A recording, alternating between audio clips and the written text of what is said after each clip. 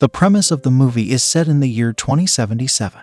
An alien species called the scavengers plan to attack the Earth for its resources. They first destroy the moon, causing a series of tsunamis and earthquakes on Earth. As the humans recover from the natural calamities, the scavengers attack them and a war breaks out between the two species. At last, humans eventually win the war using nuclear weapons. But as an aftermath, the Earth is no longer habitable as most of it turns into a radioactive wasteland. To survive, the humans evacuate to one of Saturn's moons called Titan. This evacuation is managed by officials who inhabit a large spaceship in orbit around Earth called the TET. TET has also set up the hydro-rig generators on the Earth. These are used to generate seawater and convert it into fusion energy for the humans and Titan. The last two people left on the Earth are a couple. The husband, Jack Harper, and the wife Vika live in a tower high above the clouds. They both work for the TET and manage the hydro-rig generators. Jack serves as Tech 49, whose job also involves repairing the drones, the device designed to detect and terminate remaining scavengers on Earth. Vika mostly stays inside the tower to keep an eye on him, as his coordinator. At the beginning of the movie, Jack wakes up to a dream of an unknown woman. He has been having recurring dreams for a long time. Jack narrates that he doesn't remember anything that happened before the war, as their memories were erased for the mission's secrecy. The couple's mission on Earth will be over in 2 weeks, after which they will join the others on Titan, leaving the Earth with no humans. They continue their normal morning routine, after which Jack leaves for the regular inspection of the scavenger-killing drones. He sees that 2 of them have been damaged by the scavengers overnight. Meanwhile, Vika contacts the mission director from TET named Sally. She is reported of everything going on Earth by Vika. Jack reaches the broken drone and lands to repair it, while Vika helps him by monitoring the areas for scavengers. Jack successfully repairs the drone even though he is short of available equipment. The drone quickly flies away after scanning Jack and finding out he is not a threat. Jack then searches for the second drone, but is disappointed when Vika tells him that they have lost the beacon. Without the beacon, they have a hard time finding the drone, but an ambitious Jack gets on his bike to look for it. He drives through the plain lands that once used to be the oceans and reaches a sinkhole. Jack locates the second drone inside it, but Vika asks him to leave because it is too dangerous. However, Jack ignores her and ties a rope to his bike to go down the hole. Seeing this, Vika requests the mission control to send a backup to his location. When Jack reaches the bottom, he sees the remains of an old building. He somehow gets to the drone but soon realizes that it is a trap set by the scavengers. They drag him by his leg, but Jack uses his weapon and fights back. At last, he is almost killed, but the backup drone arrives at the right time. It kills all the scavengers and saves Jack. After everything settles down, Jack returns home. Jack has been growing a flowery weed which he hands to Vika as a gift. To his disappointment, she throws it away, saying that it might contain toxins. At dinner, Jack reveals that the scavengers were trying to capture him today. He is confused as to why they wouldn't want to kill him. Vika, however, dismisses the conversation and seductively invites him to the swimming pool. Jack joins her a while later, and the night ends as they kiss. The next morning, they wake up to the noise of a loud explosion. Jack quickly gets on his jet and makes his way to the area where the explosion took place. Sally calls Vika and tells her that one of the hydro rigs has had a meltdown and has been destroyed permanently. On his way to the scene, Jack receives a strange radio signal from an unknown source. It makes him curious, so he makes his way to the source of the said signal. He reaches the remains of the Empire State Building, which he often visits in his recurring dream. Jack cuts a wire and gets rid of the signal, thinking it is of use to the scavengers. Then, he does a parameter check and almost crosses the border to the radiation zone where they aren't allowed to go. Before returning home, he goes to a house in the middle of the woods that he had found on one of his expeditions. He comes here whenever he feels down and has made the house his own with decorations. Jack eventually falls asleep and dreams of an unknown girl in the Empire State Building. A while later, he wakes up to see some sort of vessel falling from the sky and quickly gets in his jet. At the same time, Vika contacts him to inform him about the location of the vessel. Vika also contacts Sally, who tells them to ignore the vessel because they have already gone through a lot of trouble for the day. Following the order, Vika asks Jack to return home, but he dismisses her and lands on the crash site. There, he notices that the capsule is a pre-war device. A confused Jack finds hibernation pods with humans inside them. He is more surprised to see that one woman inside the pod is the girl he always sees in his dreams. Before he can contemplate what is going on, a drone arrives there and starts shooting the hibernation pod, scanning them as scavengers. It destroys every pod, but Jack stops it from killing the girl. As he transfers the girl to take her home, some scavengers from nearby watch him. Back at the tower, Vika is surprised to see Jack with the hibernation pod. They quickly get the girl out of the pod and she calls Jack's name before passing out. Sometime later, she gains consciousness and introduces herself as Julie. Other than that, she doesn't tell them anything about her mission or her crew.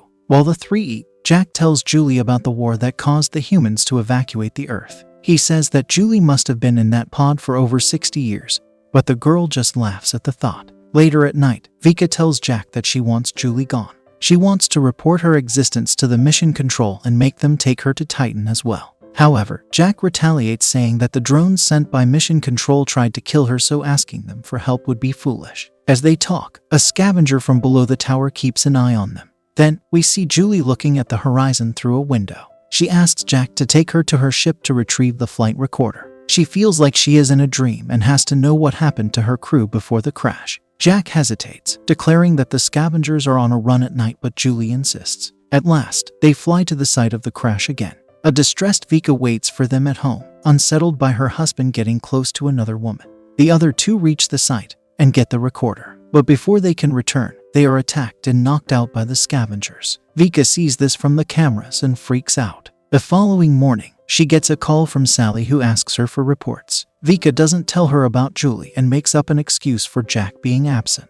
Meanwhile, Jack and Julie are tied up and taken to the scavengers' hideout. To Jack's surprise, a human being sits in front of him. The man introduces himself as Malcolm Beach and seems to recognize Jack. He asks Jack if he remembers the things from his past, but Jack says his memories were removed for his own good. Then, Beach questions him if he has seen a scavenger up close. Just then, the lights turn on and several humans standing on platforms are seen. Jack is surprised because he believed he and Vika were the only ones left on Earth. Beach finally tells Jack that the scavengers they have been killing are actually humans and the Mission Control has been lying to him. The thought is unbelievable to Jack and he declares it to be a lie. Then, they take Jack to show him around the hideout and tell him about their mission.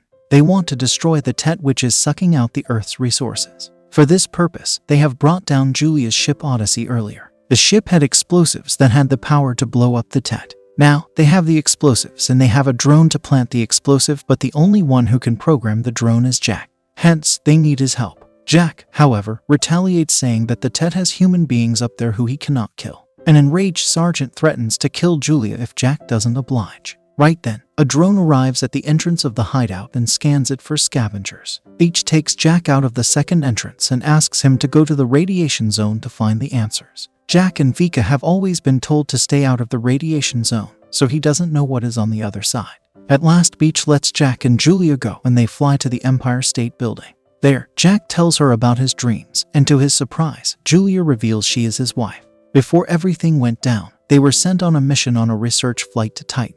The crew consisted of 5 people in hibernation pods while Vika and Jack were piloting the spaceship.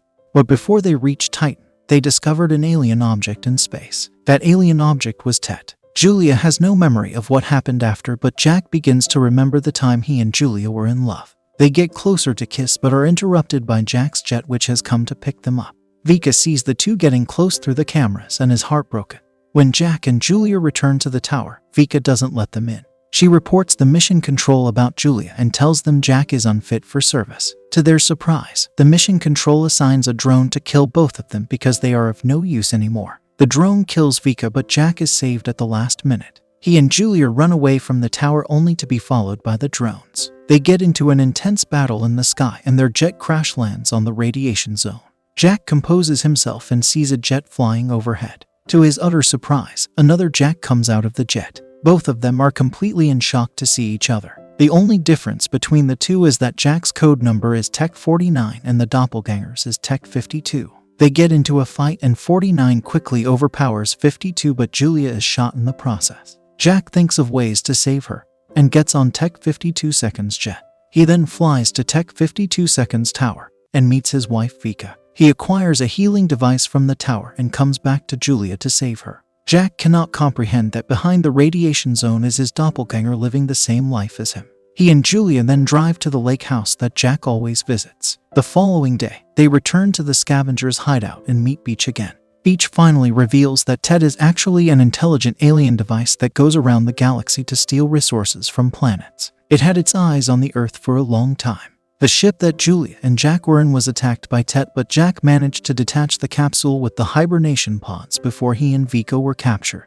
After that, Tet made several versions of Jack and Vika and sent them down to take over humanity. Their memories were wiped so they wouldn't question the mission, but Beach saw Jack save Julie and understood that he was different. He finally welcomes Jack back to the human side. Now, Jack repairs the drone that is supposed to take the explosive to Tet and destroy it. But before they can launch it, they are attacked by 3 other drones. A fight ensues between Beach's group and the drones, in which most of their crew is killed. At last, Beach is gravely hurt and the drone they were supposed to launch is also destroyed. Now, Jack takes the responsibility to get the explosive to the Tet. Julie insists on joining him, so he puts her in a hibernation pod and the two take off for Tet. On his way, Jack listens to the flight recording that was retrieved from Julie's ship. While listening to it, he remembers what happened on the ship before they were captured. In the present, Jack finally reaches the Tet, and the doors open for him to enter. Inside, he sees thousands of Jacks being created in incubation pods. He finally comes before the Tet, which is a triangular device. Jack then opens the hibernation pod in front of it, only to reveal it as Beach inside of it. He had left Julie safe in the lake house and brought Beach with him so the Tet wouldn't suspect his intentions. He finally sets off the explosion and destroys the alien device, saving humanity and Earth's resources. However, both Jack and Beach die in the explosion. Cut to 3 years later, Julia has given birth to Jack's daughter, and the two still live in the lake house. One day, they are approached by Beach's surviving crew. The crew has also brought Jack, Tech 52, with it. The movie ends as he meets eyes with Julia.